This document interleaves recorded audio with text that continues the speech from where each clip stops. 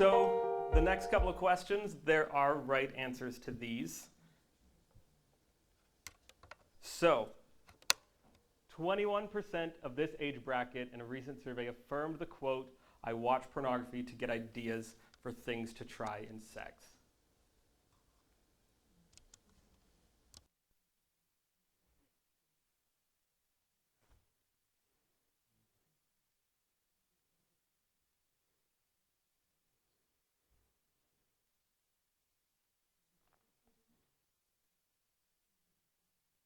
So the correct answer for this one is unfortunately number one.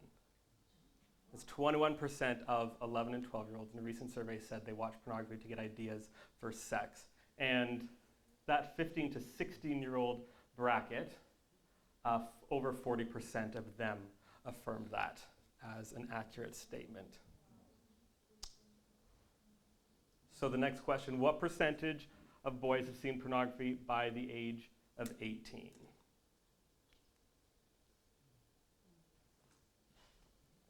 These statistics are taken both from aggregate statistics compiled by Covenant Eyes, which you can find at covenanteyes.com/pornstats, and two recent surveys done by the Barna Group. The most recent one being called the Porn Phenomenon, which was a massive, probably the largest study ever undertaken on porn use in North America. So unfortunately, the majority of you got this right. It is 90% of boys before they turn 18. What percentage of young women between the ages of 18 and 30 reported a compulsive porn habit? So by compulsive, we mean that they are using it to the point that they don't have control over it, and it's multiple times a month.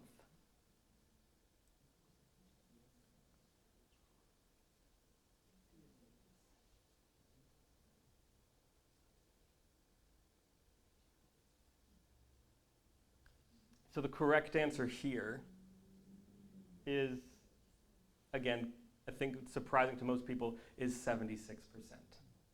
Which the important thing that we need to understand about that is that it tells us that the smartphone changed everything, because the previous generation is that 16%. For women, it was 16% for 31 to 49, which was significantly below men of the same age bracket.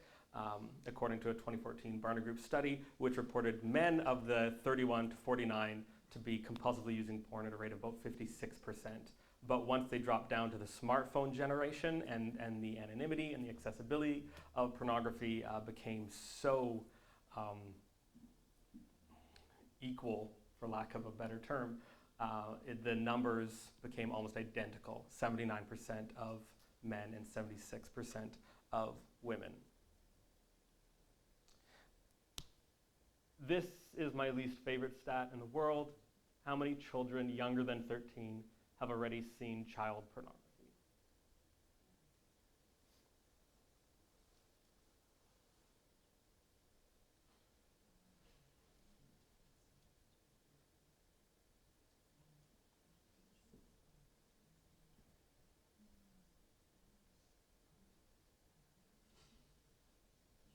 And unfortunately, the majority of the room got it right. It is 1 in 9, somewhere between 10 and 15%. Yes? These are North American, or like an aggregate of studies. So a lot of the statistics do come from studies done in the U.S. and England and Australia. The thing about that is it shouldn't make us feel good, because pornography, any study that's ever been done has shown that Canadians are more accepting of pornography than any of those countries. So anytime we do studies in Canada, if they don't match the other studies, they're always actually higher. Josh, just yes. On the second last one, there you actually mentioned child pornography. Mm-hmm. Is that, otherwise it's always been pornography. Why was that one specifically child pornography? Why?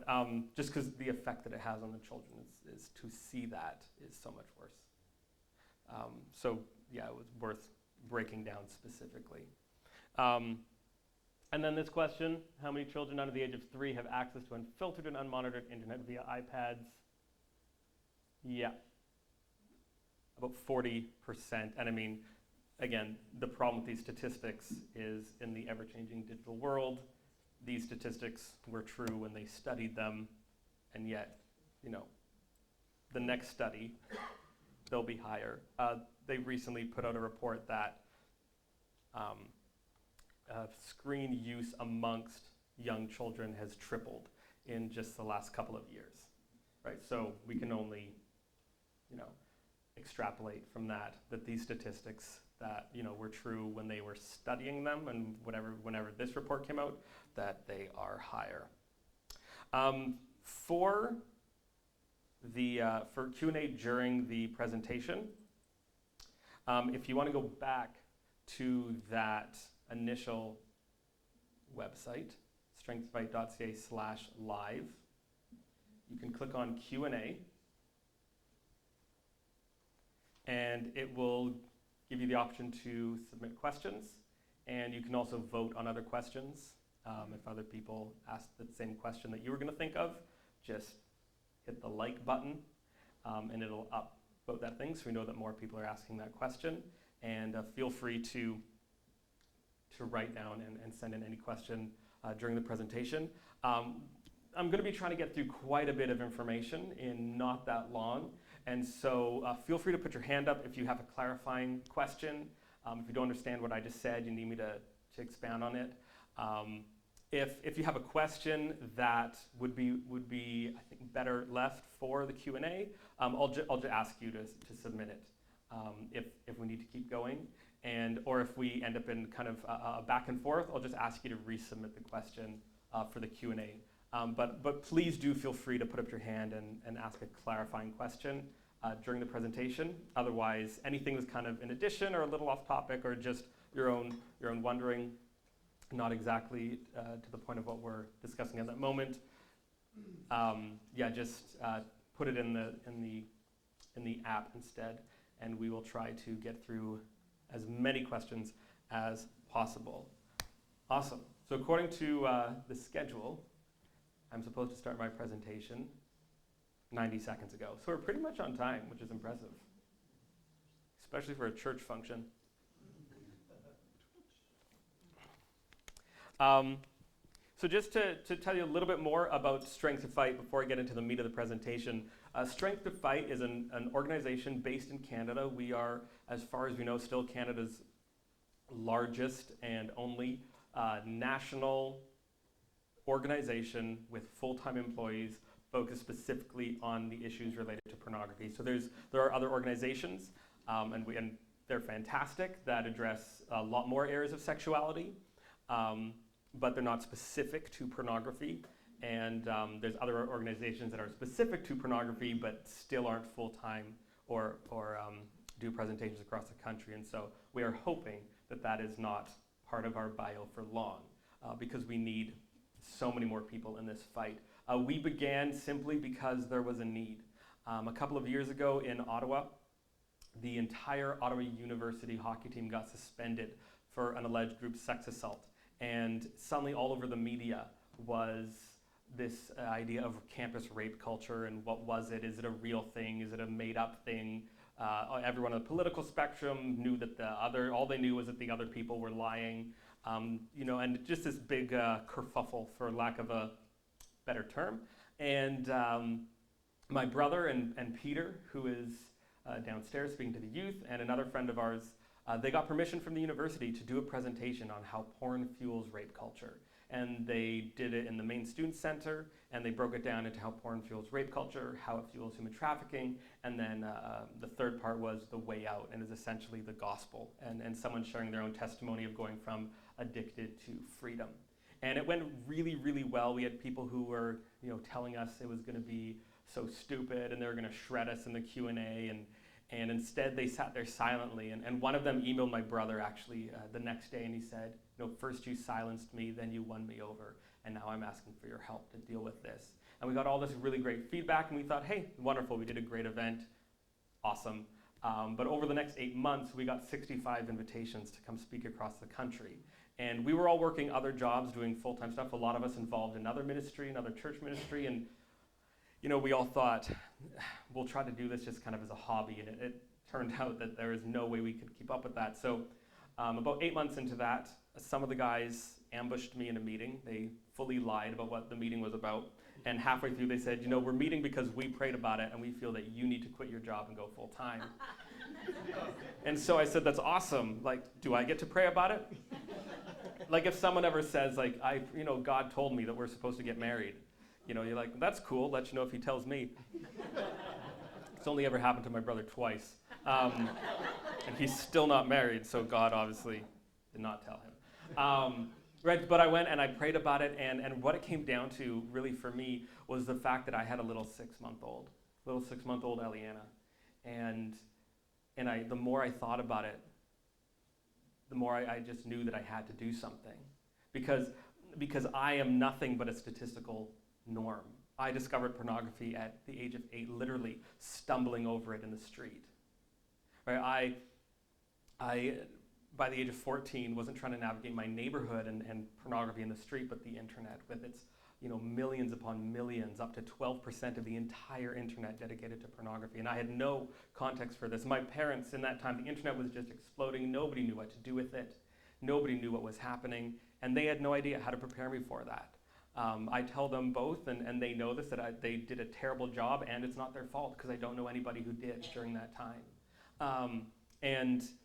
And that began a long, long addiction to pornography that really, really did a number on my life. And so I had, about 10 years after that, I had dealt with it. I had battled and truly battled. I used to tell people that I battled pornography for 10 years, and I said that's a lie, because for 8 of those years I didn't fight back whatsoever. But I did. I decided to fight back and truly fight back.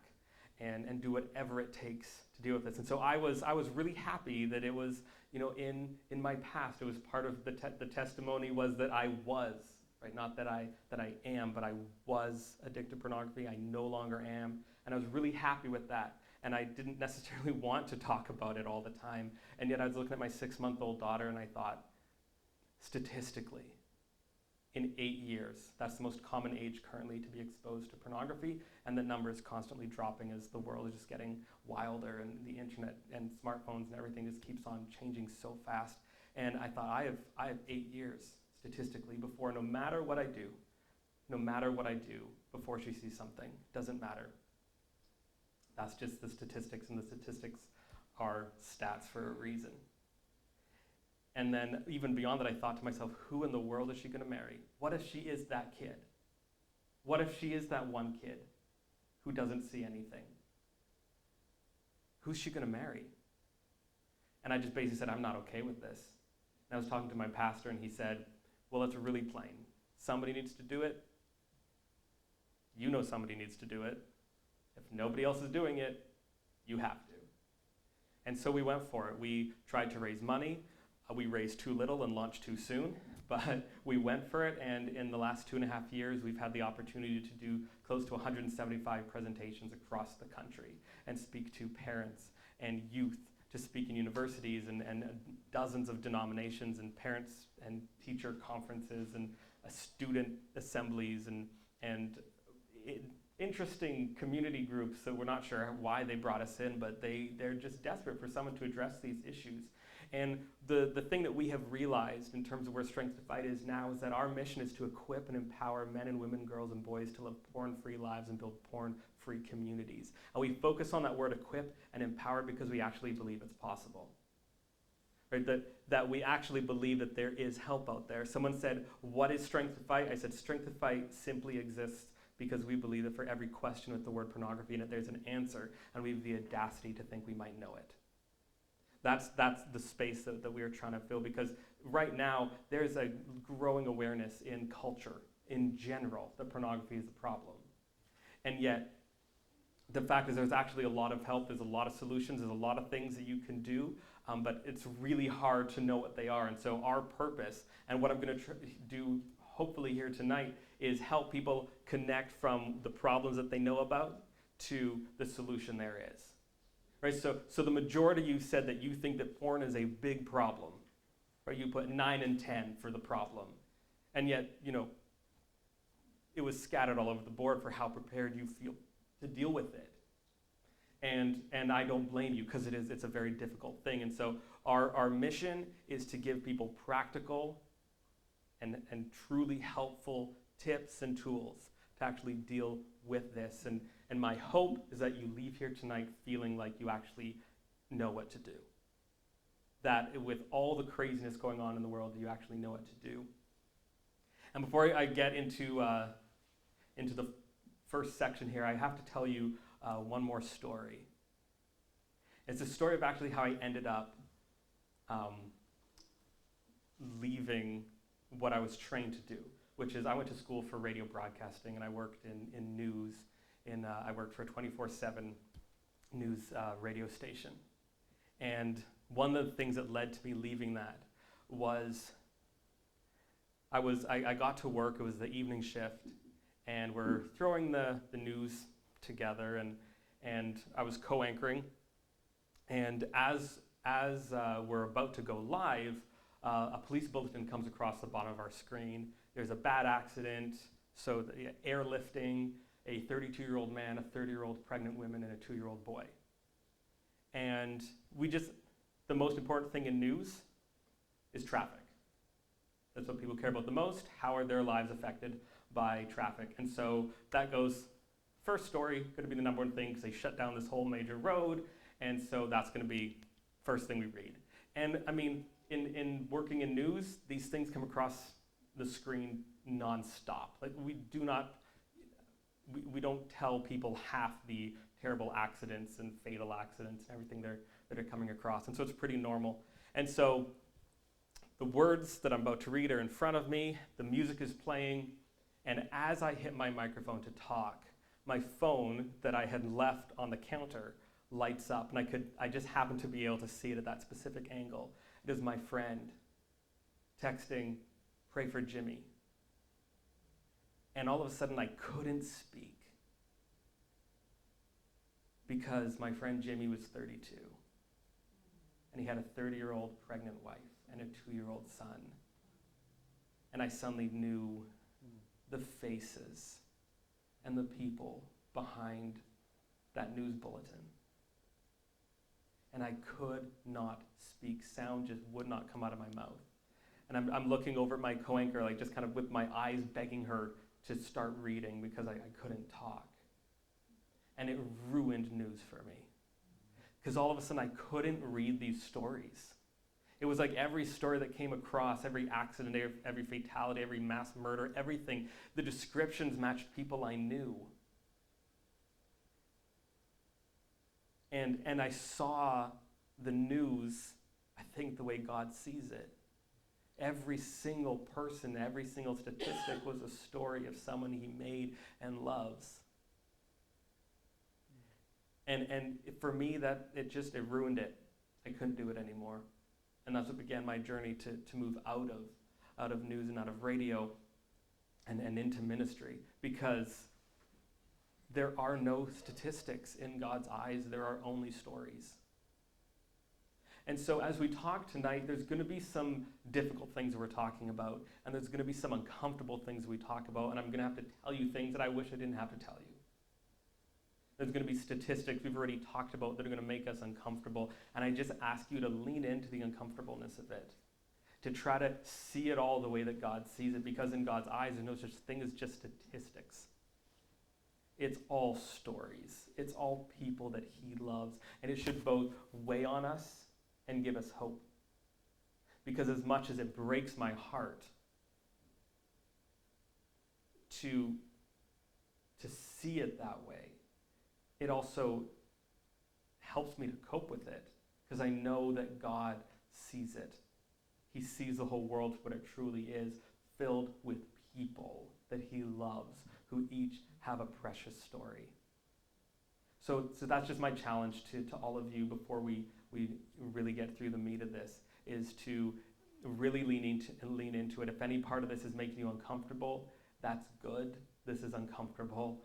to talk about brokenness and to talk about some of these things. And it should be hard because it matters. So we call this presentation that we do here the porn-free family.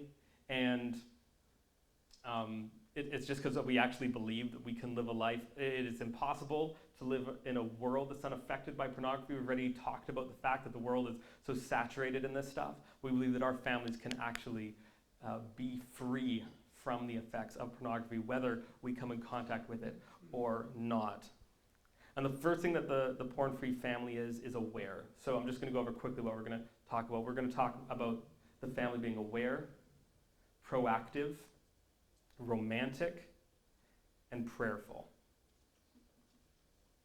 So the first thing we need to understand about awareness is the fact that it is everywhere. We already went through the statistics in terms of addiction and exposure, but it's important to realize just how crazy this has gotten. I was recently at a conference that was an anti-porn conference, and it was almost 1,000, mostly pastors, other ministry leaders, anti-porn activists, people who work for different types of organizations advocating on behalf of the trafficked and the downtrodden. And we're all there. And the head of Covenant Eyes was giving a talk, and he said, is there anybody in this room who has never seen pornography? And we're talking young, old, men, women, every demographic was represented. And one person put up their hand. Like, that's actually where we have gone in our society. And everyone was coming up to this person who's actually a friend of mine, and they were basically like, they were looking at him like they found a dinosaur. Right? One of our speakers texted me the other night. He was speaking at a huge student conference, and he texted me and he said, I found a unicorn. And I was like, what are you talking about? He's like, I found a unicorn. I'm like, you are too tired. And he goes, no, I gave this talk, and this 16-year-old boy came up to me, and he goes, I'm really sorry if this is awkward, but like, I still don't get it. What is pornography? Right, and our speaker, he's like, no word of a lie. I stared at him for 30 seconds. And then I froze him, like, for future generations, right? Because we need him, and we need his brain. And, right, this is just the reality of the world, to never see anything. The University of McGill in 1989, this is pre-smartphone, pre-internet, tried to do a study on the effects of pornography and had to cancel it because they couldn't find a control group who hadn't seen it. Like, in their entire campus, they couldn't find anyone to come forward and say, I haven't seen it. Nobody in 1989. Right? And this stuff, it is just getting, it's wild how much is out there. One of the most mainstream porn sites, they always publish their statistics every year. And 2 years ago when they published them, the amount of porn that was watched was 6,000 lifetimes. Not 6,000 hours, 6,000 lifetimes. The equivalent to just take 6,000 people and they were never born. That's the amount of pornography being watched on one website. It is just absolutely out of control. The other thing that we need to understand is that sheltered doesn't equal safe. One of the worst things that I ever hear that makes me more frustrated than anything is people saying, we've had this told us by Christian schools and some churches saying, we don't need you to come in because our kids are really sheltered, so they're fine. I'm like, they're the ones who need to be talked to. Like, I hope your kids haven't seen anything. I hope you're correct. I hope that you've beaten the odds and your kids haven't seen anything. That's why we need to talk to them, because they're going to go to university. And then what? Like, the people that I know who were devastated the worst by pornography in their life are the ones who truly never saw anything, and they were 18, and they went off to college, university, they walked into their dorm, and their roommates watching porn. Right? I went to Algonquin College in Ottawa, and there was a student a girl would just watch porn in class. And I'm like, could you imagine the person who has never seen anything and has no understanding of it, who has truly been sheltered, no exposure whatsoever, good or bad, to the topic, and they're sitting there, and all of a sudden, there it is. That's the least safe person in the entire world. We need to understand how addictive it is.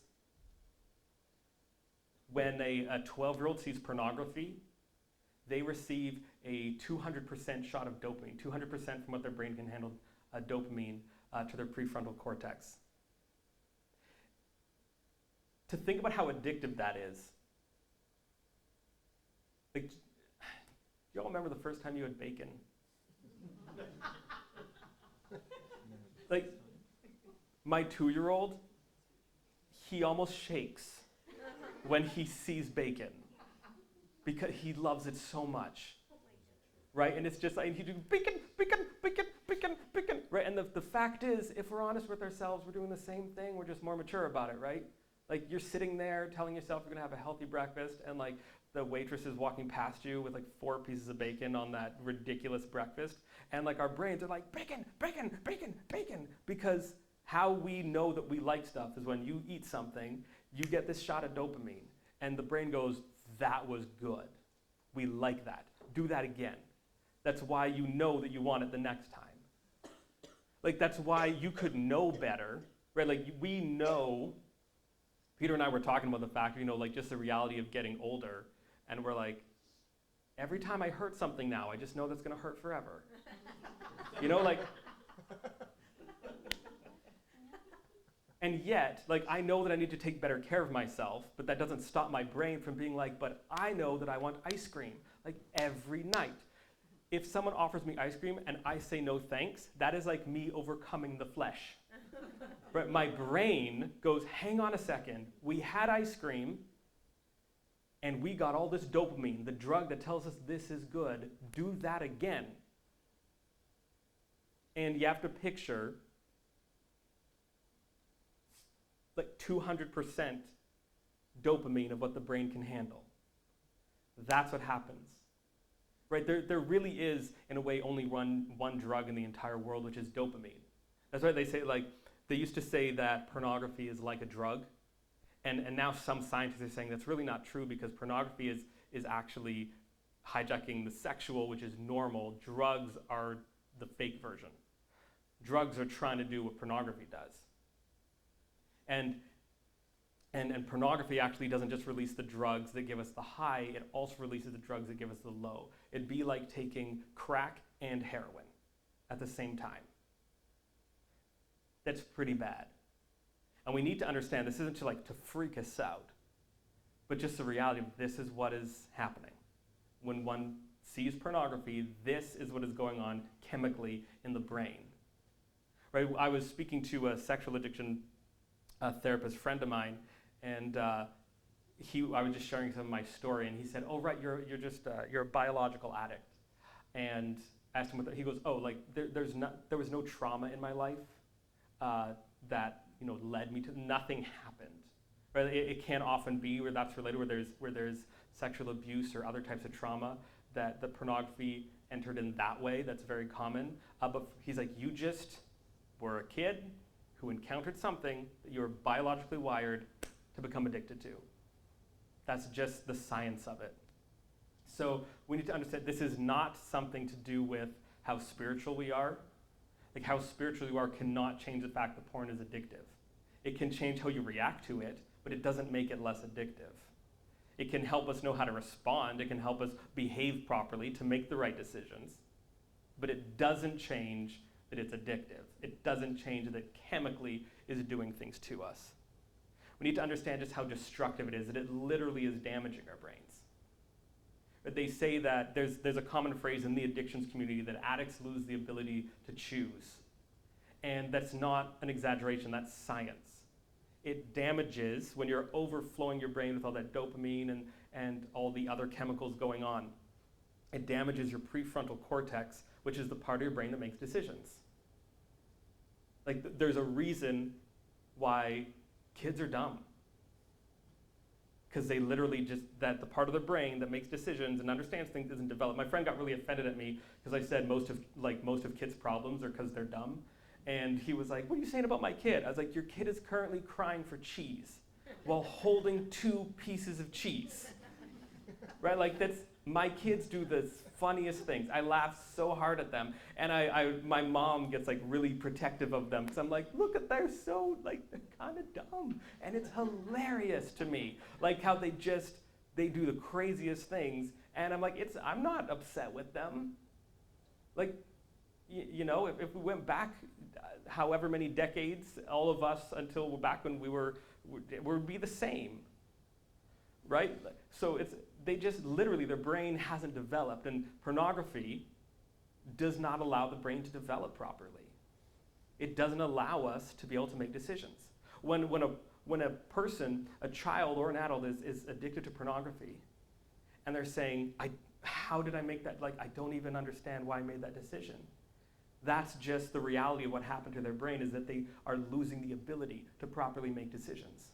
It's destroying our brains. The good news is that our brains are incredibly plastic and they can heal.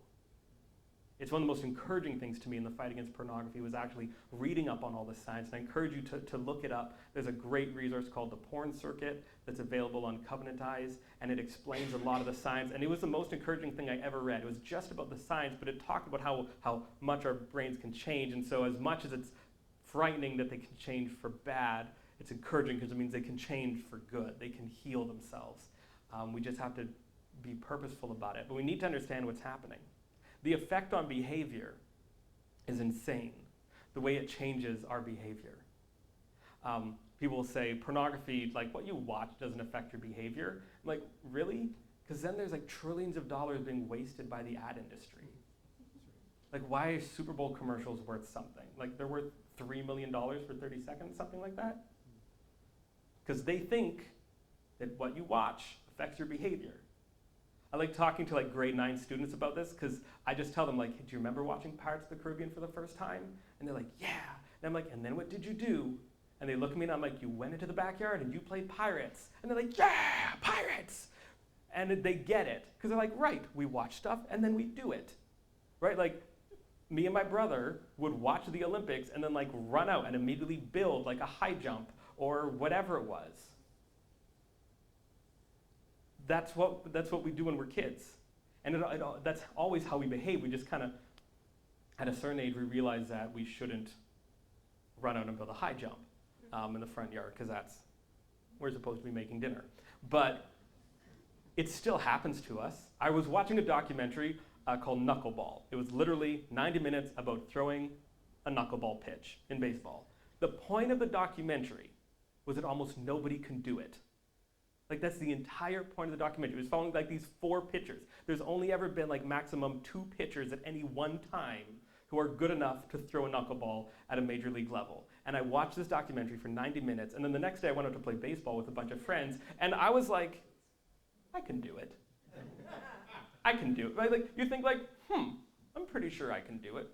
I cannot do it. But like just 90 minutes of watching this, and already my brain's like, you can do that. Just give it a shot. And so when we consider how destructive and damaging pornography is today, right? Like 88% of mainstream pornography contains violence against women. Mainstream pornography. Not even, it goes so much worse than that. 83% of kids have already seen sexual assault portrayed as healthy sexuality. Right? The reason why the statistic about 15% of kids have seen child pornography so horrible is because we know how watching behavior normalizes something. And then we wonder why children don't report or don't properly tell someone that they were assaulted.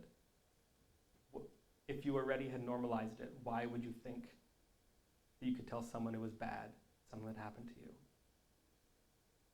The stuff is so violent and degrading today that the industry itself has said they're running out of ideas of how to hurt people worse. And yet this is what the demand is for. And the reason why that is so devastating is because of the effect it has on us. Dr. William Struthers is a behavioral psychologist, and when he gives presentations on this, he likes to do this one thing which I think is great demonstration. So while he's talking, you just start doing this hand motion. Right? Now, There's no reason for any of you to have seen this hand motion before. It is completely useless. It's a terrible dance move. And I just taught you how. You didn't ask to see it. You didn't want to see it. You sure didn't enjoy seeing it. And I just taught you how.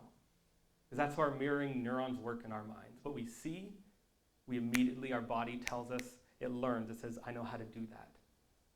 So what that means is that all of us who have watched degrading content doesn't mean that we're going to degrade other humans, but it means we know how. And we need to understand that this is what is going on. When we talk about pornography, why is it such a big deal? Because it has an effect. As parents, we need to understand that we're in a world where we are constantly deciding whether what we're giving our children is a fish or a snake. What I mean by that is when Jesus once used that as an example, he said, you who are like earthly fathers, if a son asks you for a fish, would you give him a snake?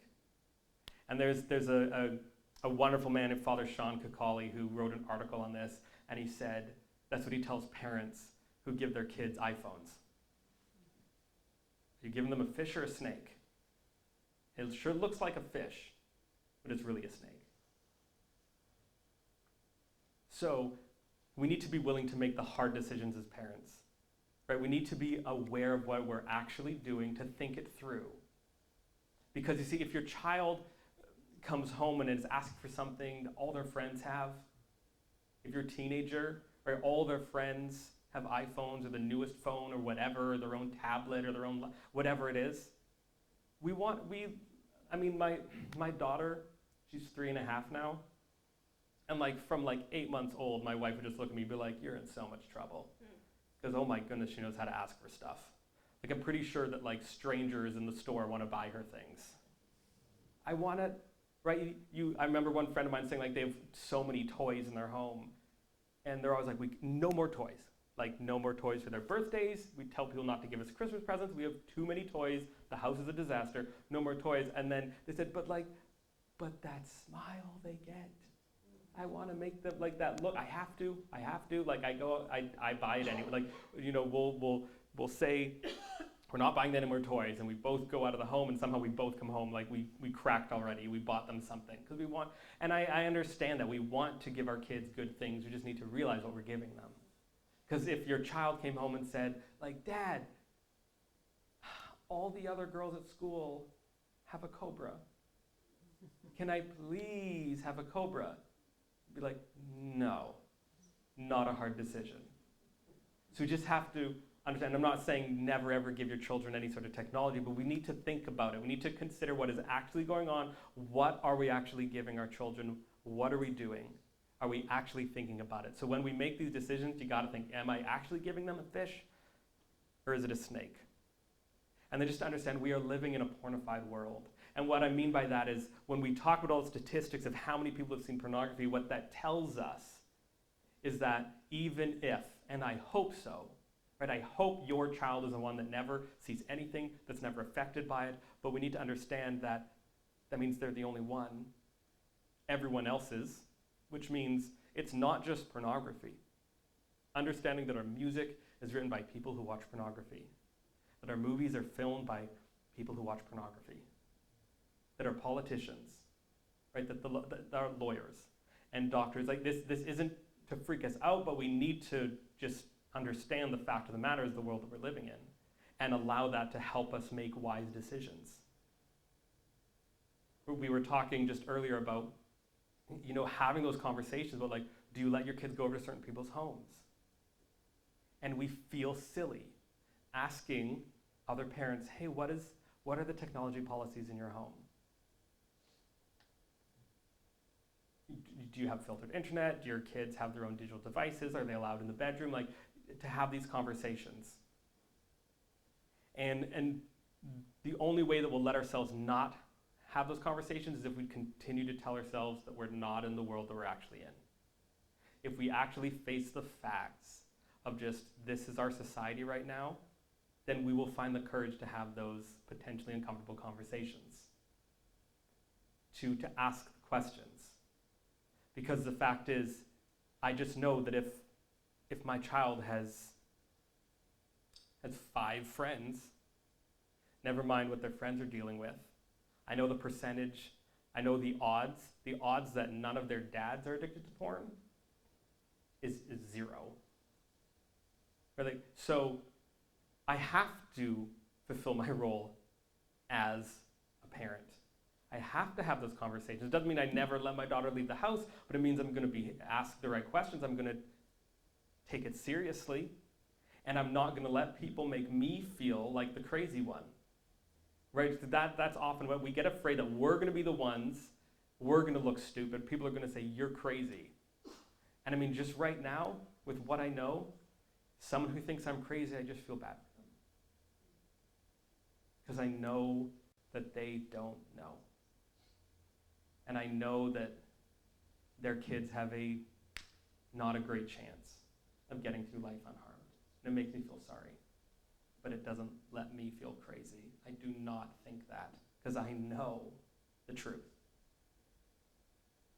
So we just need to understand the world that we live in. A porn-free family is proactive. It means we are a communicating home.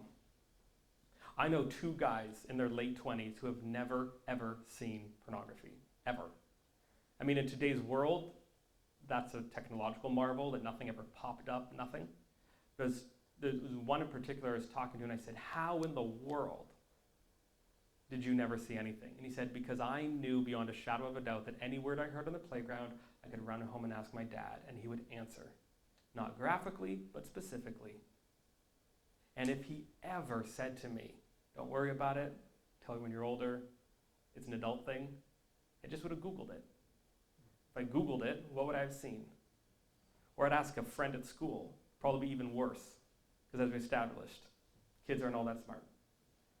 And they'd probably, who knows what they would tell them or show them or whatever. And that is what we need to be able to be. Our homes need to be homes where you can ask anything, where we talk about these things constantly. Josh McDowell said it in a great and convicting way. He said, if your kids can remember the first time you talked to them about sex, you failed as a parent. Because that means either it was traumatic, or it was so infrequent, they can tell you the individual conversations that were had, not an ongoing dialogue.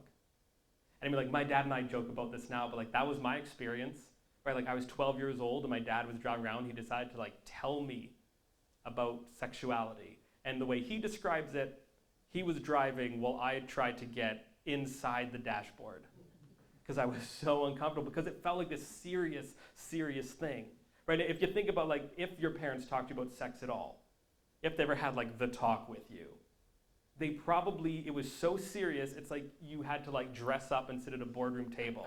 It's like, we are now going to talk about, right? Like that's most of our experience. And instead of having a dialogue, one of the best tips I've ever heard, they said, always bring up issues of sexuality, pornography while you're cutting chicken or doing the laundry. Because whatever situation we bring it up in, our kids will know they can bring it up in. So when we sit down and we're serious, then if our kid has a question, they think that they're going to need to reenact that scenario. It's going to need to be a like, Dad, Mom, I need to talk to you. And I don't know if you know this, kids don't like doing that. But if we just bring it up, or just going, if it's a regular topic, it's just something we talk about, then then they can do the same thing. They can ask any question anytime. My friend, he has 2 great stories that he's super proud of. One is they were eating dinner and his 12-year-old, out of nowhere, his 12-year-old daughter just said, I don't know, like, what's such and such? Just named a sex position. She just heard someone use it at school, had no idea what it meant, so she just asked. And his wife said, it's a sex position. And his daughter said, gross, and kept eating. And they were just like, awesome. Like, we know that she was comfortable in the middle of dinner to just the same way that she asked any other type of question, that she could just ask, what's this? And name some phrase that some kids were throwing around. And then his other really, really great story was they were having a Bible study in their home. And in the middle of the Bible study, his 8-year-old son runs in and goes, Dad, I saw boobs! And he was like, excuse me? But inside he was like, I did it.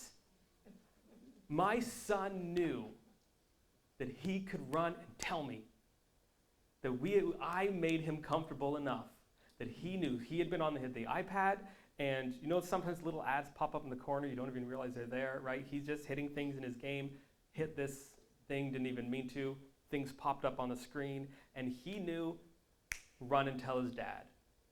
And so as much as, my friend is like, well, I wish that didn't happen, he's like, I did it. And that should be the goal for all of us. That we're just a home that communicates with each other. And that can be scary because that's going to be we're going to have to be vulnerable. But I know that I respected my dad the most when he was open with us, when he apologized, when he did wrong. Whether it was just losing his temper or whatever, that he would be open and vulnerable. He would share his fears about life. He'd ask us to pray for him. So then we knew that we could ask him to pray for us. We knew that we could show our weaknesses. And that's the most important. We need to be homes that communicate. And I know that goes against a lot of cultural norms in North America. We don't talk about these things. Like I talked in this one church, and they were like, just so you know, you're speaking to like mostly 16 to 18-year-olds, and their families haven't talked about this. And I was like, you mean pornography? And they're like, no, they probably don't know what sex is. And like, I know people who are they do not talk about this stuff in the family, and you gotta. And one of the things that we do get asked a lot is, but I don't want to be the one who introduces it to my child. And my response is, yes, you do.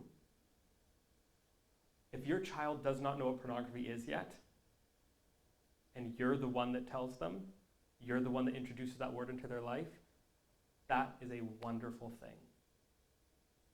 Because you get to be the one that introduces it.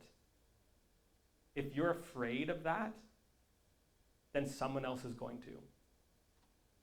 And you are the only person in their entire life who will love them for just who they are. Like even anyone who wants to marry them. You are the only person who will ever be able to love your child for just being them without wanting anything from them. And you need to take advantage of that position. To own it. And understand you have the opportunity to have these conversations. We need to be a filtered home. Some people think that filters are just for people who are addicted, or it means that you're weak. About 12% or so of the internet is pornography. If 12% of restaurants were poison, no one would judge you for trying to figure out which ones they are and not go into them. That is not a sign, like that's not like an eating kosher thing, that being a matter of faith, right? Like it has nothing to do with our spirituality. There's a lot of content out there that we discuss. The second you see it, it is bad for you, no matter where you're at in life. We should just not want it around. Like I have filters on all my devices. We have different types of filters in our house, and different levels of protecting against all this stuff. And it's not because I'm terrified that the second I see something, like my life will be all over. It's because I don't want to. I know what's out there on the internet, and I just don't want it. I don't want to be around it. We need to be an accountable home where secrecy and privacy just aren't things that we do. In our house, we have a device that filters all the internet for the entire home. And my wife has half the password to log into it, and I have half the password. And the reason we do that isn't because we don't trust each other. It's because we want it to be something that we have to do together. And it sends a message to our kids that protecting the home is something that we are both involved in together. It forces us to communicate about this stuff. So if we want to change settings, add things that used to be blocked to not be blocked or whatever it is. Like, we need to talk about it. It can't just be one of our things. It sends a message to our kids. Unfortunately, a lot of homes, it's just the mom who has all the passwords. And women struggle with pornography just like men do.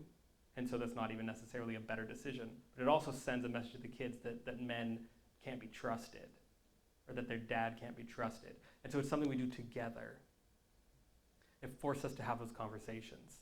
Like, our world is so insane. So much of what we do is through our phones. Like, never mind our personal laptops and everything, like our phones. And like, no one ever touches your phone.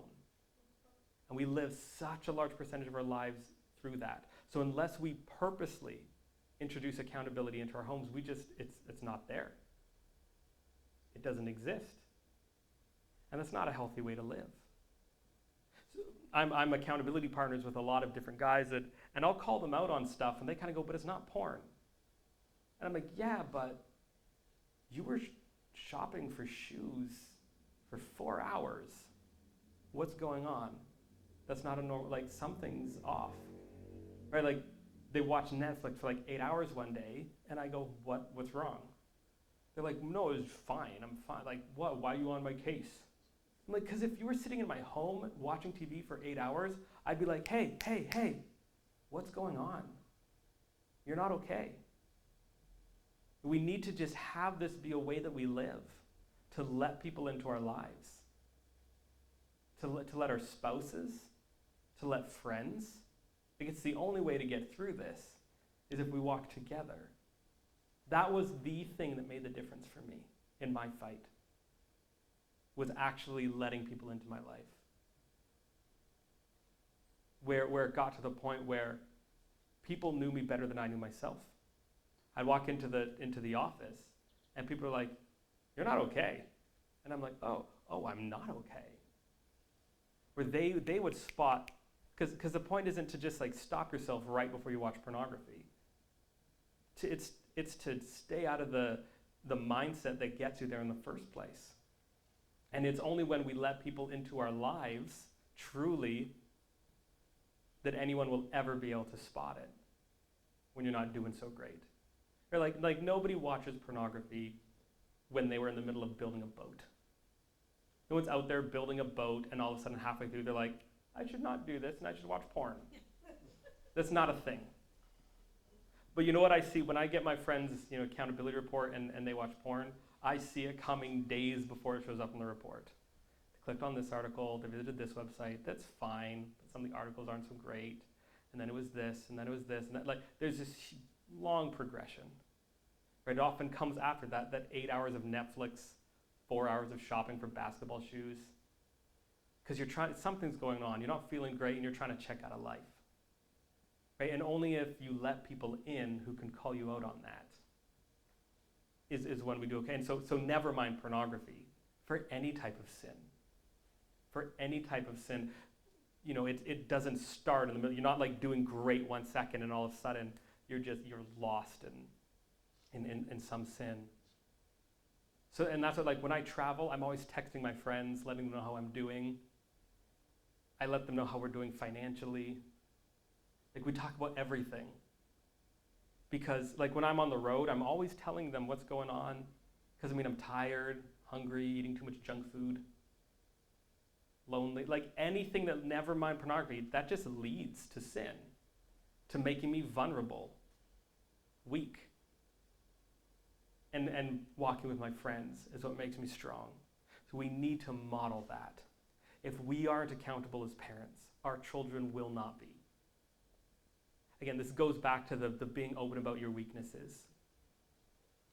If you let your children know that you are not perfect, then they will know that they're allowed to not be perfect. If you pretend you are, then they will think they have to be. If you pretend that you never mess up, they will think they can never mess up. We need to be willing to be open and vulnerable. We need to stay knowledgeable. The fact is, all this technology, it's changing all the time, and you need, as a parent, you need to be proactive. Right? You need to be ready. because the technology is changing all the time. There's always new apps, new things that are new websites.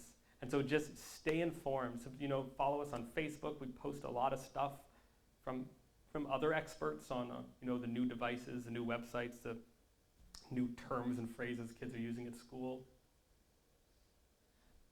We got to stay informed. So just, there's great websites, Protect Young Eyes, Protect Young Minds, all sorts of different resources. Like we repost all this stuff, so just follow us. You'll eventually discover them. And we just got to stay informed. It's our responsibility as parents. We need to be ready for when and not if. As I said, the statistics exist for a reason. And the reason why this is so important is because that first reaction you have is so important. When my parents discovered that I had seen pornography, my dad exploded. And the thing is, he exploded with grief because he knew what it could do to me. And he was so sorry that I saw it. But as a kid, I just read that as anger. I just saw a lot of emotion. And I took that as anger, and I promised myself I'd never speak to him again about it. It took me 10 years to talk to him again about the issue. We need to prepare ourselves.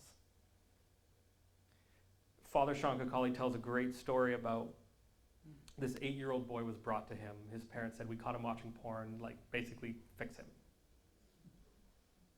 And so he's sitting there with this little boy, and he says, if Jesus walked in while you were watching that, what would he have said? And the little boy says, don't look at that, it's bad, it's gross, don't watch that, don't do it. He just starts repeating everything he's ever heard his parents or adults say about sexuality or pornography. And Father Sean just stopped and he goes, Jesus would have said, I'm sorry this happened to you. I love you. I will never abandon you. He just began to repeat that over and over again. I'm sorry this happened to you. I love you. I will never abandon you. And yes, afterwards they had conversations about pornography and how it affects how you think and how it makes you see, women and all these. They had those conversations. They worked through that stuff. But the first thing he needed him to know was what Jesus wanted to say to him.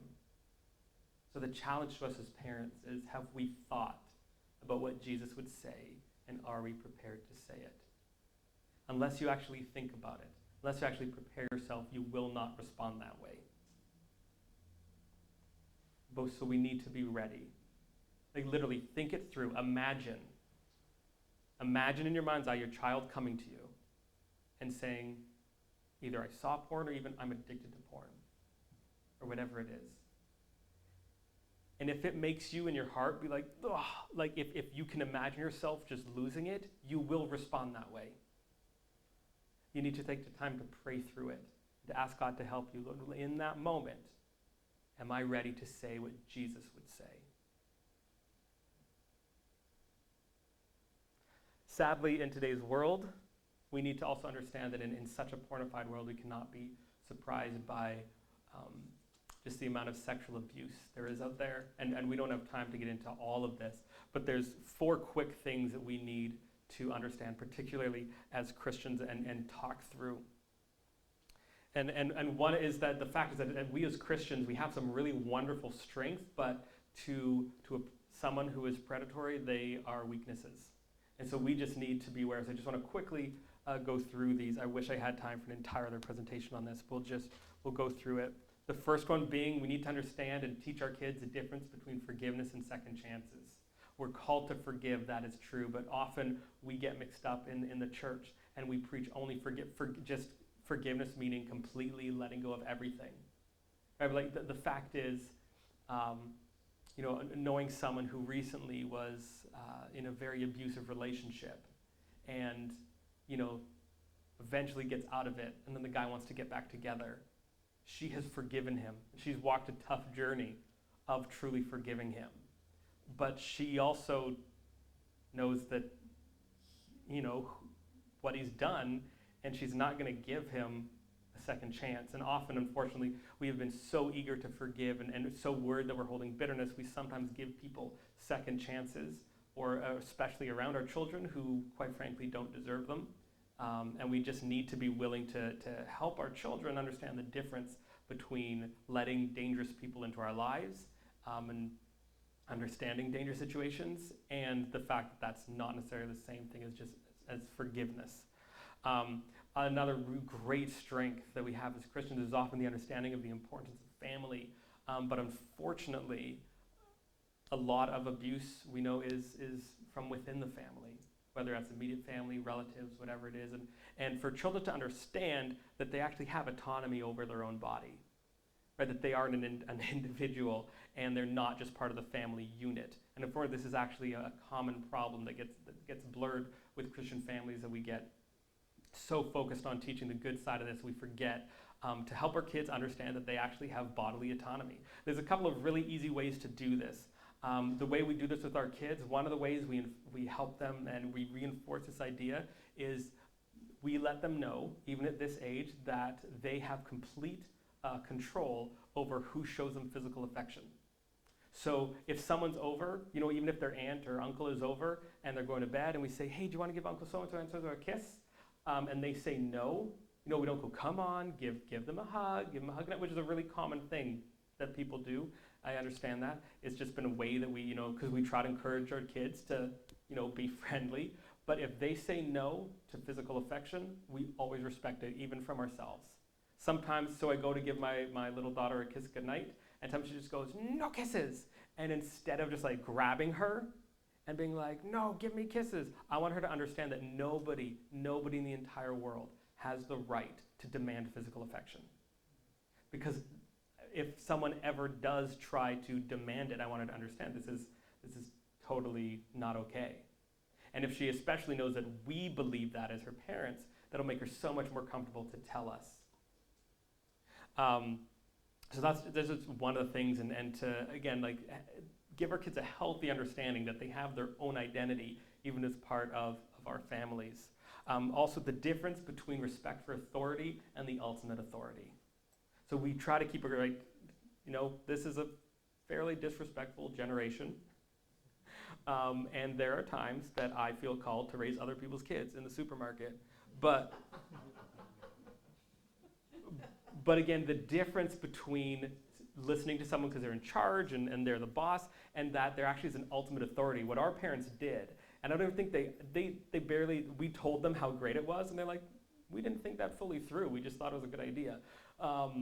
They always told us, like if they're leaving the house where there's a babysitter, they'd say, remember, do whatever the babysitter tells you unless it goes against God. We understood like that there was actually a higher authority. We were supposed to respect this person and listen to them. But if they ever told us something that went against the way we knew God wanted people to behave, we had permission to not obey because we understood there was a higher authority. Right? And that's just a real simple way that we can help protect our kids, because unfortunately there's a lot of abuse that happens from people being in a position of power and demanding something, and especially children, right, feeling like they have to, or they'll get in trouble. And this happens. We have stories of people saying, like, the babysitter abusing kids because they were told, you don't listen to them, you're going to get whooped. And then the kid is torn between, I either do this thing that I don't want to do, or I get whooped. But if we're just telling them, like, hey, if this goes against the way you know that God wants us to behave, you don't do it. They're the ones that are going to get in trouble. And that just to give them that understanding, the difference between respecting authority and who has the ultimate authority. And the last one is a big lesson, and it's also more for Christian in general, which is the difference between gossip and healthy communication. Like, we're not supposed to gossip. Like, how many times have we heard about a scandal where, a church or a Christian community in some way tried to keep something in-house, or, someone was hurting someone in a family and they didn't tell anybody because they didn't want to hurt other people. We have a fear, and the fact is, it's our kids' lives on the line. And expressing concern is not gossip. Right? If you thought, there was a friend of mine, and they let someone give their kids lifts all the time. And I said, they drink like nonstop. Like, I'm pretty sure they are 24/7 buzzed. Right? And like, no one says like, mind your own business. They're like, oh, like, thank you for calling that out. Even if the person didn't respond to me properly, like, all my friends think I did the right thing. To try to say, hang on a second, isn't that person putting those kids in danger? We should not be sending them in their car. And it's the same thing with anything that feels off, uncomfortable, wrong. It is not gossip to bring up protecting our children. If someone hurts someone in your family, it is not gossip to go and tell the authorities. It's the right thing to do. Quite frankly, required by law to do it. But unfortunately, it's not enough all the time. We have to be willing to speak up and to just understand this is not gossip. That is proper communication. We need to be willing as parents to model proper romance. There's a great quote by Rick Thomas that says, a husband who won't romantically pursue his wife is sending a message to his kids that she's not worthy of being pursued. She doesn't fit the criteria. In addition, when children's minds are filled with sensual TV commercials and movies, they begin to sense the kind of beauty worthy of their gaze. Our children need to be taught about real beauty as seen in the relationship between their dads and moms. We need to be willing to model what it is to have like true romance. In our home, my wife she actually brought this up just the other day, and I said, that's in the presentation. She said, oh, good to know.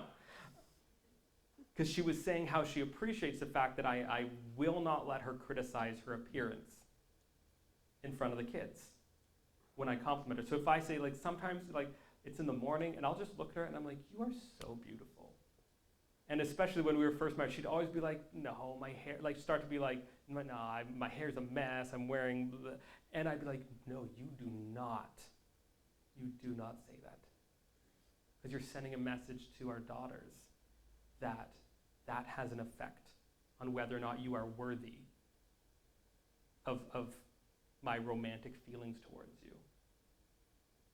Like, I want them to understand, like, I love you and I find you beautiful because of who you are to me, because of our commitment together. Right? And they need to know that I'm attracted to you because of who you are. I'm attracted to my wife, not my wife when she's done up. Not when she has her hair brushed. Right? They need to understand this.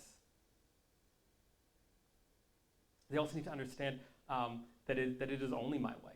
There is some that make me very uncomfortable, which is when Christian couples do this, but you're going to the movies and it's some chick flick, and the guy goes, it's some dumb chick flick, but like at least, so-and-so's in it. Or, they're going to see the Avengers, and the mom makes some joke about like, well, don't really care for whatever, but like, hey, Robert Downey Jr. is in there, don't mind that.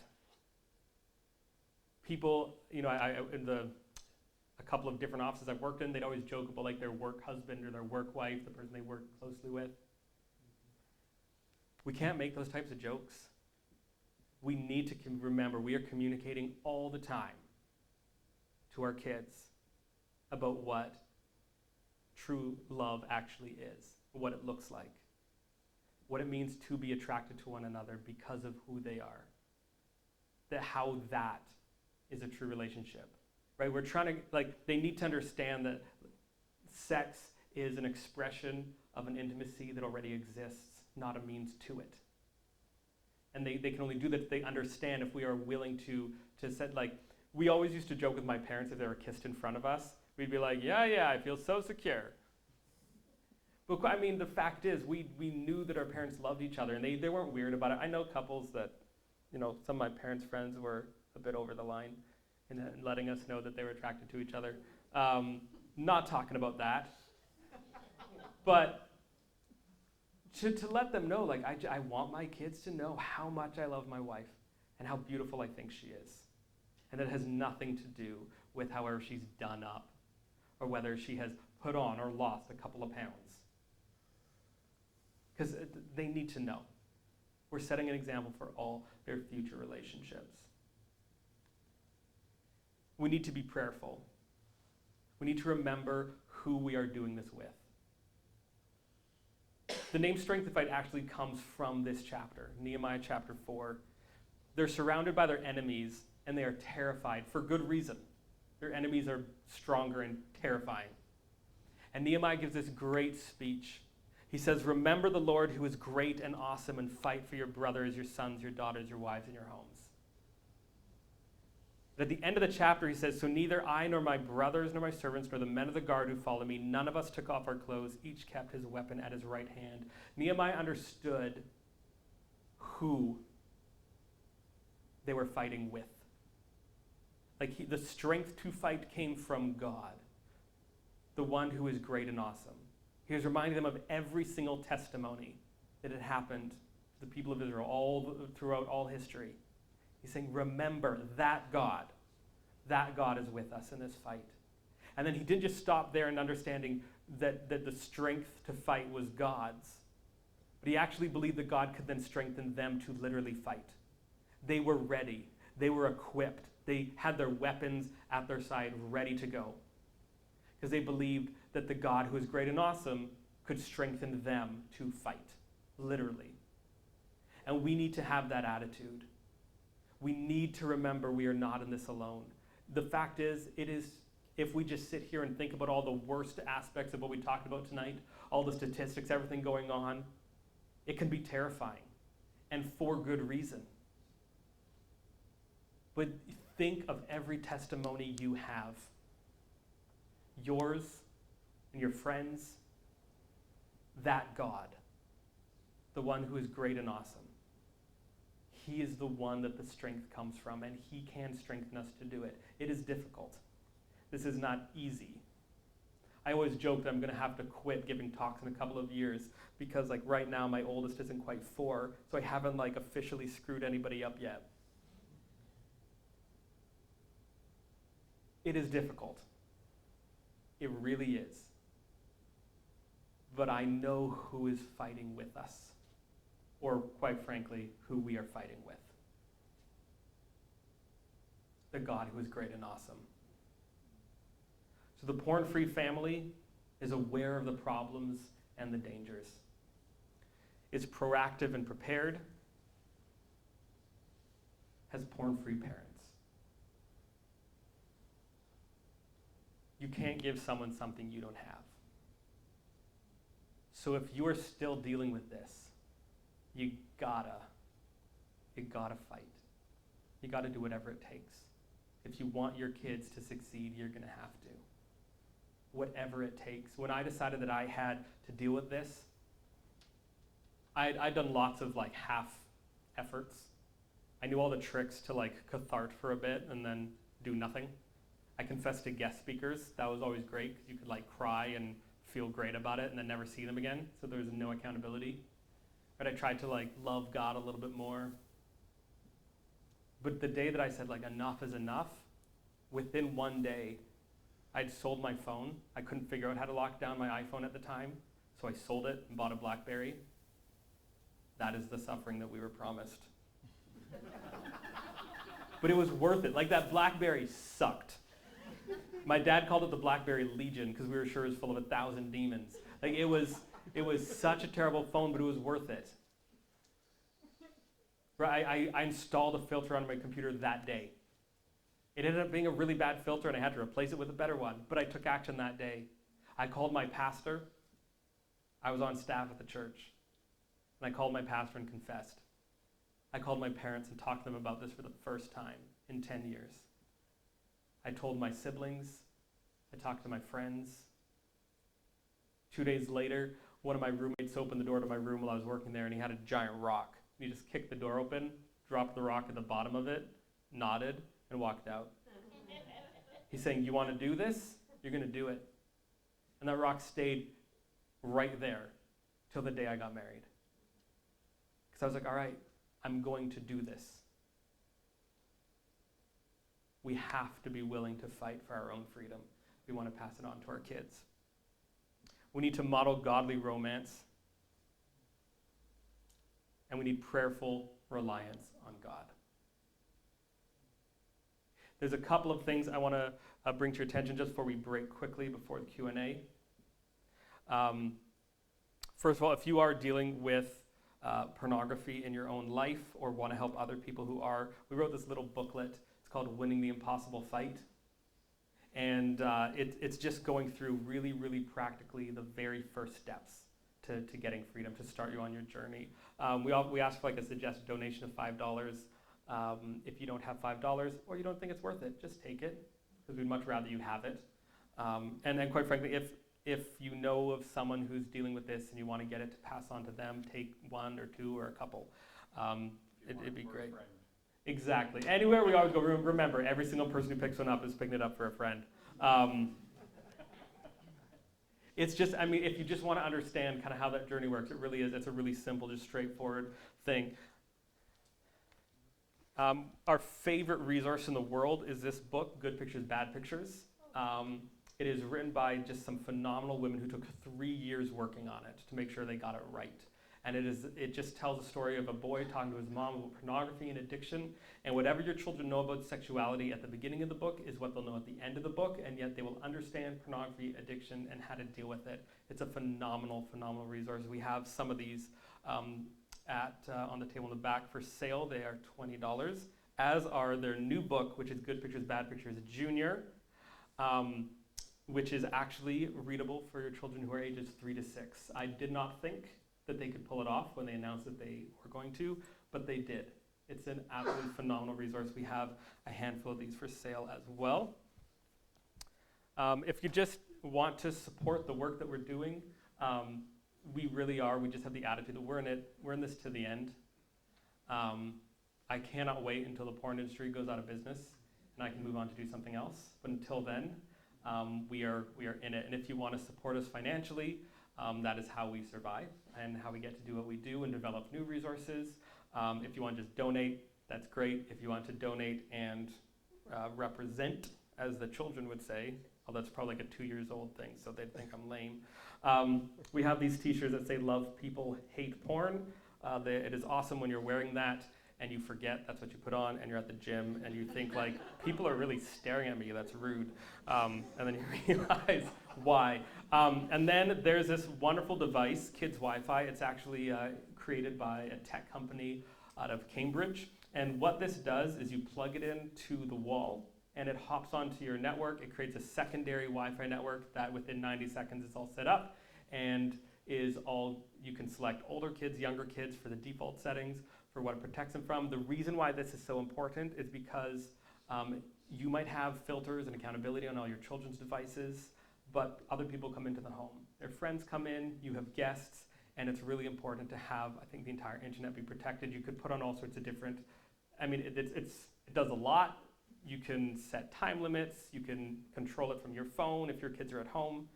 You can tell them, I'm turning the internet off. It's too bad, so sad, and just do it remotely. You could turn it on if, they deserve that. So we sell these on their behalf. They're $130 for a one-time startup, which is cheaper than buying it online because then you have to pay for tax and shipping. And so we have a handful of these available as well. We're going to take a quick break, grab some coffee and cookies, and I really appreciate you guys paying attention all the way through, and I really, really appreciate you taking this seriously enough to come out.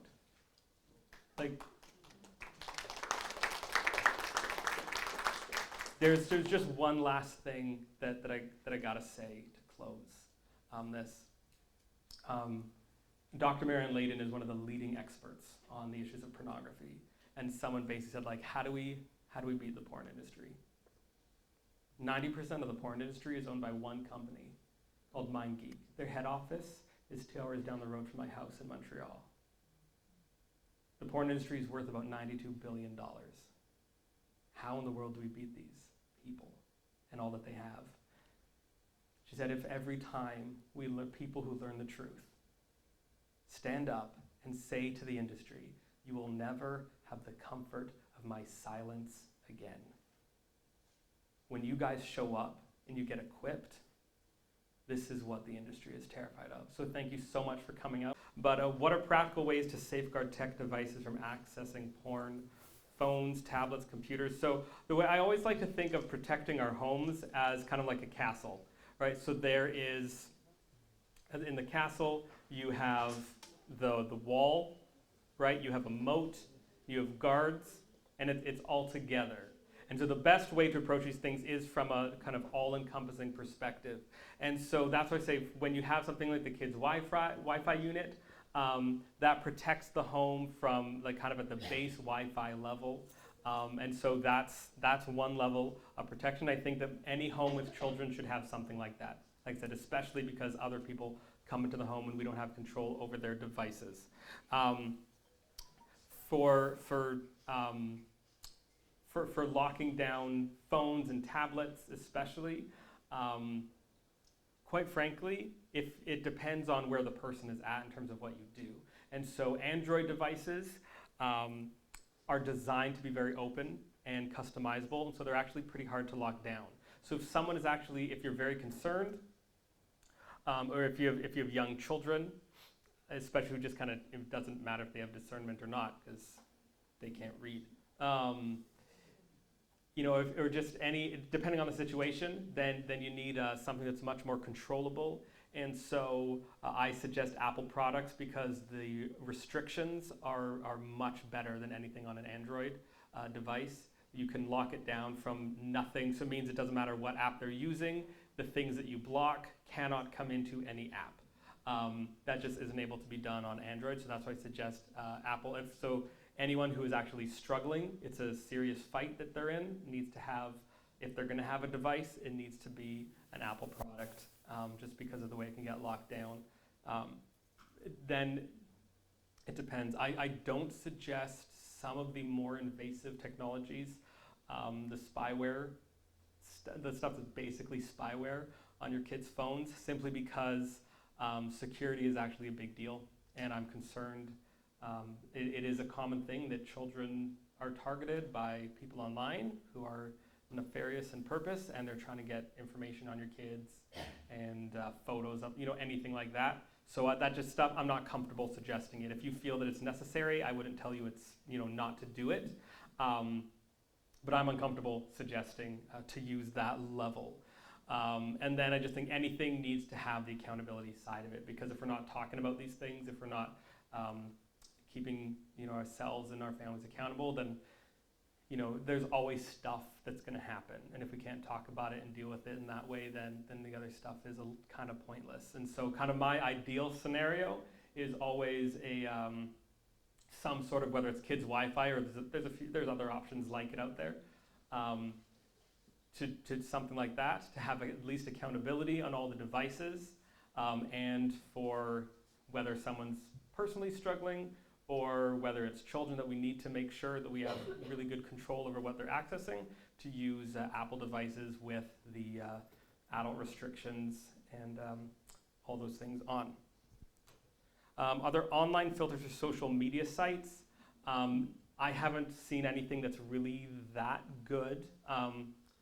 So Covenant Eyes and other things, they can get some, catch some stuff on social media, but again, because it needs to be known to be a problem, stuff gets through. So, on Instagram has a no nudity policy, but the only people who ever get stopped are famous people. If you wanted to find nudity on Instagram, you just have to search for certain hashtags or whatever if you wanted to, because all the people with 50 followers or whatever, nobody's reporting them. So it doesn't get taken down because Instagram doesn't care if they're posting this stuff. Same thing with Facebook. So, if someone goes, and looks at certain models on Facebook, the filters will catch that, the accountability stuff will catch that. But the fact is, a lot of people that I know have had problems with the fact that their friends go on vacation and they post all sorts of photos of themselves in various, let's call it, states of undress, and that ends up triggering them. And there's no way to, filter everything. So that's what the accountability side, where it's not just accountability where you're watching each other and trying to catch mistakes, but where you're actually ongoing discussing, hey, how's it been? How's your use? So that's why I would phone up someone. If I saw a lot of social media, I'd always call them and say, hey, what's been going on? Why are you using social media so much? Social media has been proven to make everybody more miserable who uses it. So it's just not a bad thing to that be part of the discussion anyways, and I think that's the best way to do that. How do you re-engage older kids on this discussion after knowing years ago you didn't have a great start? The best way is just to be honest. Be honest with them. Tell them, yeah, I went to this seminar and I didn't know about this. And just ask them, did you know about? Like, and it's okay to apologize. Right? If you go home and you suddenly act like you've always known this stuff, they will not talk to you, they will not respect you. If you are open, if you are vulnerable, that's what we all wanted from our parents anyways. Right? So if you just are honest. There's a book back there on the table. We don't sell it, but it's basically how to talk to kids about pornography, and it gives you a lot of great conversation starters if you're feeling kind of lost how to start these conversations. It just gives you a lot of conversation kind of scripts just to get you started to have those conversations. And I would just say try to connect with your kids on something they're already passionate about. I mean, like, so there's a lot of, maybe your kids, you don't talk about pornography, but they've already, they write the red X on their hands, to end human trafficking. And so do a little bit of research on the connections between human trafficking and pornography and start a conversation that way. Like, hey, did you know, I didn't know this. Did you know that? The connections, how it all works, all the economy of sex trafficking and pornography, how it's all connected. And you just start those conversations from things that they already care about. The next question kind of touches on this as well, and I think it helps. So the Me Too hashtag. So the question was, regarding the Me Too movement, how can I approach the conversation with my daughter who may have been assaulted when she was young? That one's really hard, and quite honestly, I would seek out a professional before having that conversation, because you need to think of what happens if it's true. Right, so what happens is we have this fear, we pursue it, and then we realize that we actually don't know what to do next. So don't start that conversation until you know what to do next, until you not only know what to do, but like how, where, you need to have all the details. I mean, this goes for any conversation like this. I mean, if you're struggling with porn, do not go home tonight and confess to your spouse. You need to confess to your spouse, but not until you actually know, like, have a plan. We have an article on our website that talks about this. Like, you need to actually be able to say, here's what I'm going to do, here's what I'm doing to heal, here's the person I'm connected with who's taking me through this, here, like, you need to be able to go, because just to illuminate a problem and not to know what to do with it can just make it worse. So I just encourage you, if you think this is you have to seek out, know who you're going to go to. If you don't know a therapist, there's a great Christian therapist named Paul Laverne who works in Toronto. He travels a bit because there's so few of them, but he also does online sessions, and reach out to him. You can email us, reach out to us if you can't find his information, because I think his website is named something weird. You need to know what you're going to do, what your plan is, and then the whole thing with the Me Too. I'm glad that a lot of people are getting help who hadn't. The thing that really concerned me about the hashtag was the amount of people who caught up in it, ended up sharing their stories without knowing what to do about it. And that's a pretty tough thing to deal with. And I think a lot of people are now dealing with the fallout of maybe telling their story totally in public forever. And that's actually a bit re-traumatizing if you haven't worked through stuff.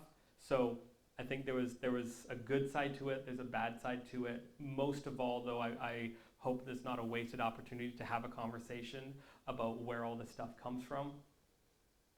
Right, like the irony that right now, if you go to the supermarket, there's two big faces on the magazines, and one is Hugh Hefner, celebrated, and the other is Harvey Weinstein in disgrace.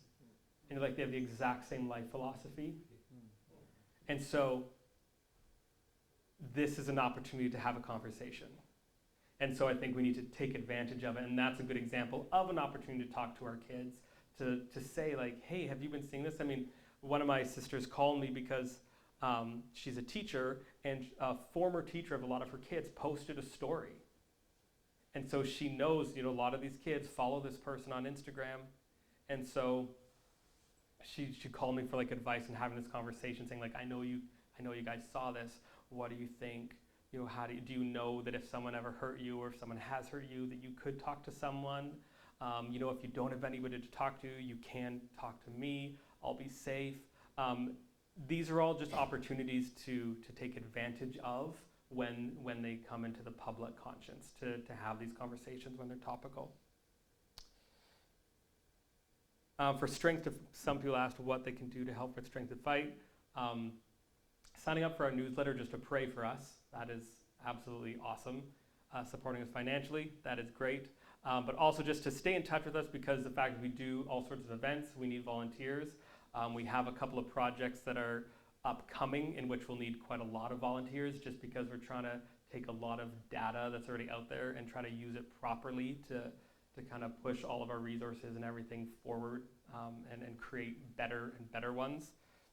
And so there's a bunch of different ways to volunteer and to help.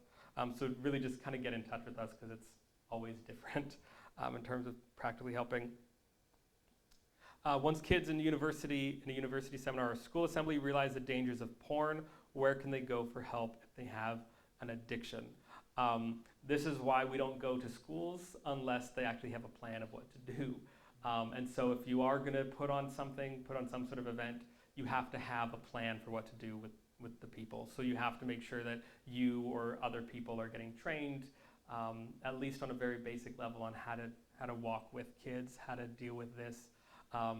We always make sure that wherever we go to talk, at a school assembly, that they know what to do if kids end up telling them about sexual abuse, other things. You got to be prepared to kind of do the what's next. For kids, there's a couple of great resources for them.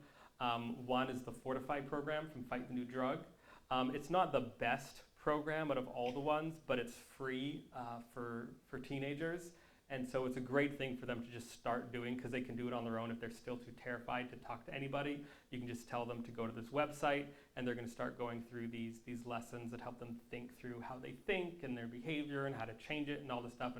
And hopefully through that process, they're going to end up reaching out to people who are actually in their life, that they can then start to get that community and that help. So it's a really, really useful tool to give kids, because again, a lot of them might be still too scared to talk to anybody. Why isn't the porn industry regulated to a certain type of website address, such as XXX?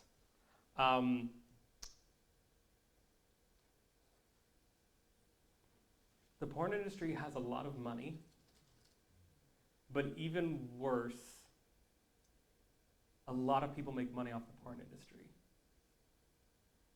I mean, quite frankly, why does everybody need so much internet? Right, like my wife and I, we have like Tech Savvy's, like one of their lower packages. And the fact is, like, we watch a lot of Netflix because we always have babies and we're always up all night. Like, we are on our devices quite a bit. And I don't know if we've ever hit half of our limit. The fact is, one of the reasons why the internet companies people need to buy all this data from them is because of pornography. Online payment processing for credit cards was invented by the porn industry. A lot of things with the internet were invented by the porn industry. And so Visa and everyone has deals with the industry, and it's worth a lot of money. And so one of the reasons why it's hard to get things done is because the industry has connections everywhere, and they're worth a lot of money. And so like there's one organization in the States which is great. They're called the National Center on Sexual Exploitation, and every year they put out a list they call the Dirty Dozen. And it's basically to name and shame large companies profiting from the existence of porn. Not porn companies, they profit because porn exists. And so they've had some great success with these campaigns because people just start calling them out on it. So like Hilton Hotels removed pornography from all their hotels around the world. Google and YouTube still have a long ways to go from being on the right side of this fight, but the reason why they invented YouTube Kids, which is like a whitelisted, only videos that are approved end up on this website, is because of the pressure from the National Center on Sexual Exploitation. And so kind of the way to combat this is when they start to realize that it makes good business sense to be against pornography instead of supporting it. And so like we always say, like the goal for people like Kids Wi-Fi and some other people we know who invent those types of devices, they're like, the goal is to sell so many of them that Rogers is offended. Because Rogers is like, we make all the money. You guys, like, no one makes money but us, right? Like Rogers and Bell, if suddenly like Covenant Eyes and Kids Wi-Fi started making just ridiculous amounts of money, Rogers and Bell would be like, hang on, we're gonna stop porn and we're gonna do it better than all of you. And they would, and we wouldn't care that they changed their, their policies for profit, because, now they're on our side, and like that's how slavery ended. Right, like they made, in England, they made it bad economic sense to be pro-slavery. And all of a sudden, all these politicians who'd been voting for slavery are suddenly like, oh, no one's ever been as against slavery as I have, because suddenly they needed to. So that's kind of that's the way we look at it, and that's the way we know that our society, it can change like that. As soon as the people decide they don't want porn anymore, then it will be regulated. And again, Canada is really specifically positioned to be a big player in this fight, because the main office for pornography is in Montreal. The largest concentration of people working on this stuff, not the studios and everything, but all the people who run it and who create the software, they're in Montreal. Which means that if Canada decided to turn on pornography, the industry would never recover. It's too concentrated. And they're here. What's the name again of that? The organization is called MindGeek. They're very difficult to find information on. If you look them up, it just looks like a tech website, but they own somewhere between 85 and 90% of all the pornography in the world. They own all the studios, they own the paid sites, they own the free sites. It's kind of insane. And I believe it started by like 3 students from McGill who figured out how to upload videos to the internet. Were there any questions? I think it is 9 o'clock. If there's any questions, I want to just put up your hand and ask. Yes? Quick, are Christians the only one concerned about pornography and addiction, or is anyone in the secular world concerned about this problem? It's exploding as an issue around the world. The Pope just held like a symposium on it, and they had like the Queen of Sweden and the head of Microsoft Security and all sorts of people were there. But like we go down to the big conference in the States, and everybody is kind of in it together. And over the last 2.5 years, there's been a huge cultural shift. And so like the cover of Time magazine 2 years ago was how porn is ruining a generation of young men. If you know who Dr. Philip Zimbardo is, he's the guy who ran that famous Stanford experiment with like the prisoners and the guards and that whole thing. Like this guy hates God so much. He's written books on how much he hates God. And his like passion is fighting against pornography now, because he can see just from a academic point of view what it's doing. And there's a couple of online forums for predominantly atheist guys that have hundreds of thousands of members of guys trying to deal with their porn addiction, because they're just realizing what it's doing to them. And the main thing that's happening is that they've realized that the only reason why we have things like Viagra is because of porn. So before online pornography, only about 1 to 2% of men under 30 had erectile dysfunction, and the number's up to 30%. And I mean, they have all these studies that show that it's all related to pornography. And the porn industry hates these people so much because they can't brush them off as like religious prudes or whatever. It's just a bunch of guys being like, hey, I want to be able to have sex, and I can't because of porn. And if I get rid of porn, then I can. And like the industry has zero answers for that, so they hate them so much. But there's nothing they can do about it, because the truth of it is just spreading. So yeah, it's becoming That's a good thing. it's a good thing. I think like our society, we started Strength to Fight almost 3 years ago, and someone's like, as a joke, was like, man, you bought stock in anti-porn at the right time, because there was a big cultural shift where it went from being something nobody talked about to being something you could you could talk about just about anywhere. And that's why like we've been in secular universities, public schools, all sorts of places, because it's becoming, I think it's the next big issue that our society is going to take on. Josh, I want to respect people's time. Just a follow-up, if I may. You went by the technology piece fairly fast. Yes. Maybe I should ask you later, but I'm just wondering how do those filters actually work on your phone or the kid's Wi-Fi machine itself? Is it text-based, like filters out certain words, or is it image-based? So it's either right now the only things people have to work with is what they know. So it's people who work like there's pretty much like almost like one master list out there in the world, and everyone feeds information into it ongoing for what to block, and everyone's pulling from those lists. All the different companies pull from those same lists, and then using like word searching for text. Covenant Eyes has developed, it's not released yet, but it is working. They're working on their patents, the technology to actually know video and image, be able to tell pornographic or adult content, video or image-wise apart, but they haven't actually worked it into their software yet. But they have it, and they have demos, and it's impressive. So it just simply blocks any websites that have anything like that? Yeah, and that's what's it. Like that's why you need kind of all the layers, because there's always stuff that gets through. And I mean, people purposely upload things, and so that's what like it's important to know. Like you don't just say, oh, it's a kid's website or a kid's movie. Because the fact is, I don't let my kids watch. If we search for a Disney movie and find it on YouTube, like I have to look through it first, because people will try to trick the system and upload content like that and hide it. So nothing is perfect. We still need to be vigilant. But yeah, that's basically how it works. So I just want to say I want to respect people's times. If you need to go, feel free to go. On the other hand, if you're open, those who would like to stay for a bit more Q&A, feel free. The kids are being sort of entertained down there. I'm sure our leaders would appreciate if you didn't leave them down there forever. Did I say that tactfully enough? Josh, I've actually got a question.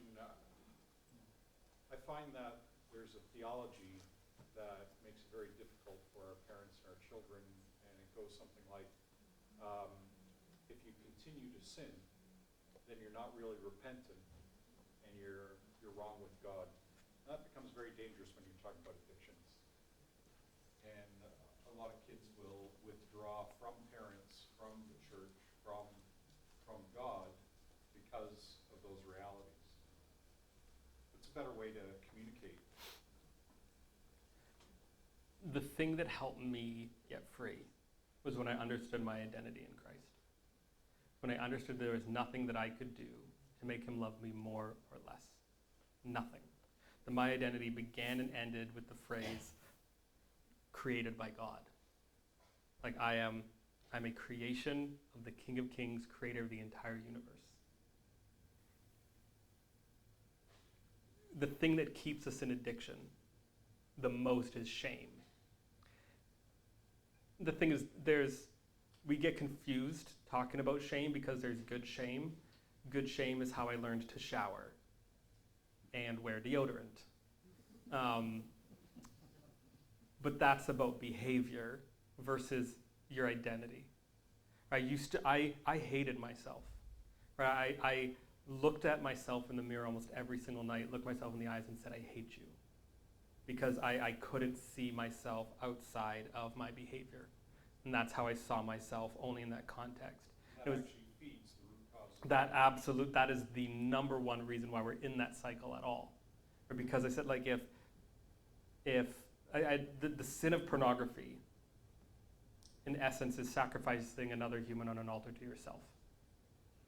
You're literally consuming another person for your pleasure.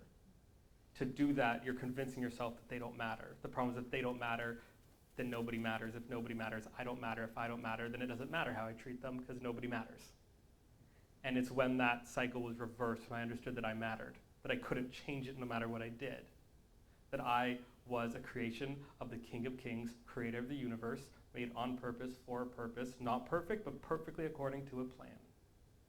When that got through to me, it changed everything. Because suddenly I couldn't get away from the fact that I mattered. And then I had to accept that they mattered. And then I had to accept what I was doing because it mattered. So understanding how addictive pornography is useful because it helps us take it seriously. It helps. I was at an event where this guy's weekend, and this guy was preaching on the cross, and he told the story of, like the pastor who bought the 2 birds that were going to be drowned, and he bought them from the boy, and he threw open the cage door, and the birds flew away, and he's like, "That's you. Jesus bought you, and you're free." And somebody looked at me. They're like, "That wasn't right. What was wrong with that?" I was like, "Well, it's true. Jesus bought us. He paid for us. He's made the way." The problem is, like, most of us are facing the back of the cage repeatedly, hitting our heads on it, wondering why we're not free. And that's why we need to understand what's actually going on with the addiction, with the science. But I mean, there's 2 ways to stay in the cage. One is to not know the door, and the other is to not know that you're a bird. And so for us, we need to understand what's actually going on. We need to understand who we are. And that can break that cycle. And so when our child, we see that they're addicted to pornography, we go to them, and the first thing we say to them, we tell them, that we're sorry, that we love them, that we are with them, and we tell them, like, I do not love you any less. It doesn't matter. It doesn't matter if you never deal with this. I'm never going to be able to love you less. And we tell them about who God is. They cannot change their value in his eyes. And because of that, I'm going to help you. We're going to help you deal with this. Right? But we have to separate the person from the behavior in order to deal with the behavior. We have to break that cycle of shame.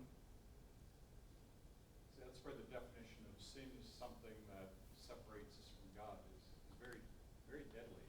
Mm-hmm. Because in ultimate sense it is, but when our kids keep hearing that, when they sin, they feel they're separated from God. Like Adam and Eve, they withdraw. Mm-hmm.